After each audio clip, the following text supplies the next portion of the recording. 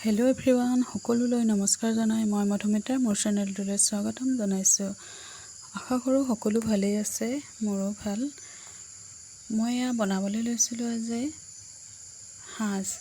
এই সাজ কেনেকৈ বনালোঁ আপোনালোকৰ আগত শ্বেয়াৰ কৰোঁ বুলি ভাবিছোঁ। আহকচোন অলপ ভিডিঅ'টো আৰম্ভ কৰোঁ। পাতখন আনিলোঁ মই। এয়া পাতখনৰ ওপৰতে ভাতখিনি মই মেলি দিম। ভাতখিনি গৰম হৈ আছে কাৰণে ঠাণ্ডা হ'বলৈ দিব লাগিব। এই ভাতখিনি মই বৰা চাউলৰ বনাইছোঁ।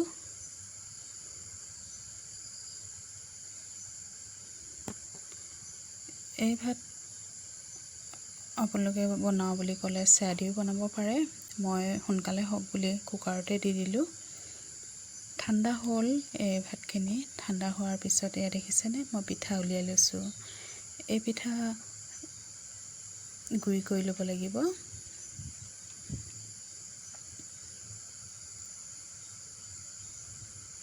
এই পিঠাবিলাক ভাল হ'ব লাগিব। যদি বেয়া হয় নহয় তেতিয়া সাজখিনি বেয়া হয়।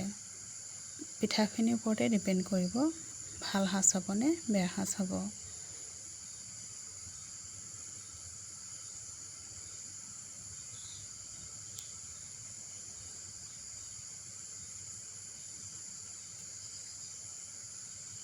পিঠাখিনি ভালকৈ গুড়ি কৰি ল'লেহে ভালকৈ সানিব পৰা যাব। আৰু এই ভাতখিনি এতিয়া অলপ অলপ পিঠা সানি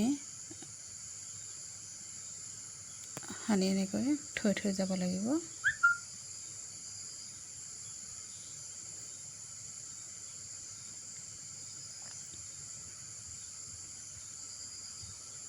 অকণমান পানী লৈ লৈছোঁ, তেতিয়া আঠাকৈ লাগি নধৰে হাতত।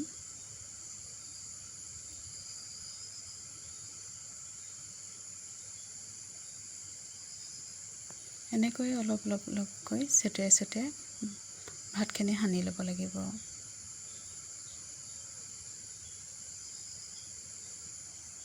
বনাই থকাসকলে হয়তো নিশ্চয় জানে কেনেকৈ থ'ব লাগে।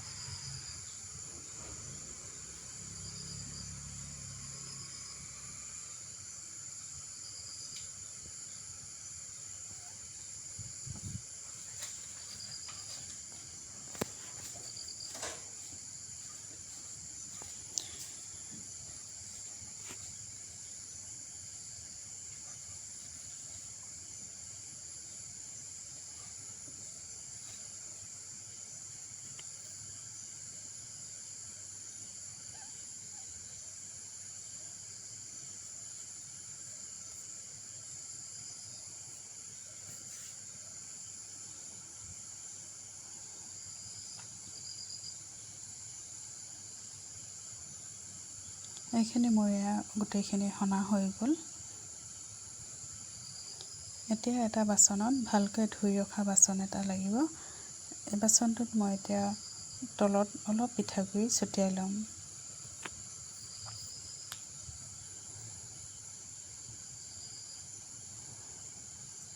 তাৰপিছতে এয়া অলপ অলপকৈ এনেকৈ দি যাব লাগিব সানি থোৱা ভাতখিনি।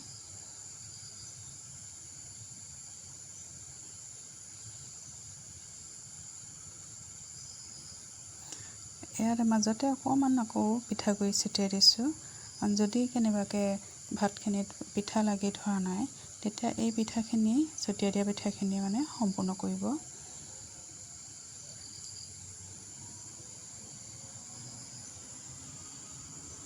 আৰু কেনেবাকৈ যদি পিঠা সনাটো অকণমান কম হৈছে, তেতিয়া এনেকৈ দি দিলে সেই পিঠাখিনি ঠিক হৈ যাব। শেষত এয়া আৰু অলপ ওপৰতে পিঠাখিনি মই ছটিয়াই দিছোঁ অকণমান।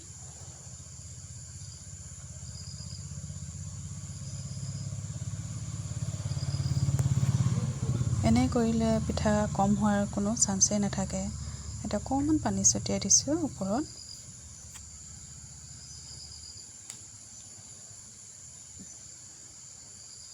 এইখিনি মোৰ হৈ গৈছে। মই এতিয়া 10 দিনমানলৈকে ঢাকি ৰাখিম এনেকৈয়ে।